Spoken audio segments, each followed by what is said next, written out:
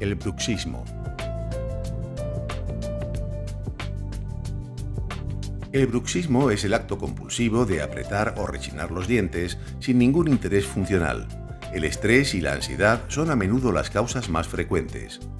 Se calcula que el 80% de la población ha tenido algún episodio bruxista a lo largo de su vida, incluyendo adultos, adolescentes y niños.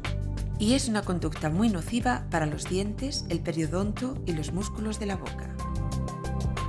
Existen dos tipos de movimientos bruxistas: el apretamiento y el rechinamiento, siendo este último el más dañino. La manifestación más común del bruxismo es el desgaste de los dientes. También podrá causar sensibilidad dental y fisuras, o incluso fracturas y desprendimientos de restauraciones. Además, puede producir la pérdida de anclaje de los dientes.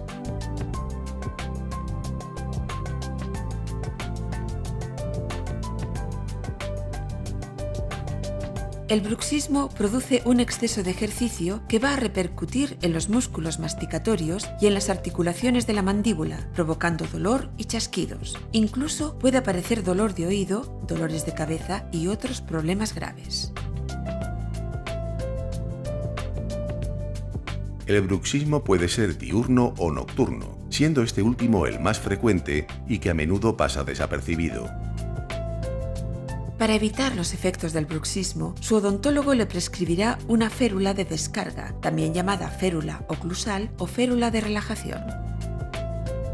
La férula es un aparato generalmente de resina transparente que se interpone entre los dientes. La férula mejorará la posición de la mandíbula, evitará el desgaste y las fracturas dentales y relajará los músculos masticatorios. También protegerá a las carillas, coronas y puentes. Sin duda, la férula es el tratamiento dental más conveniente ante el bruxismo, ya que ofrece excelentes resultados a medio y largo plazo.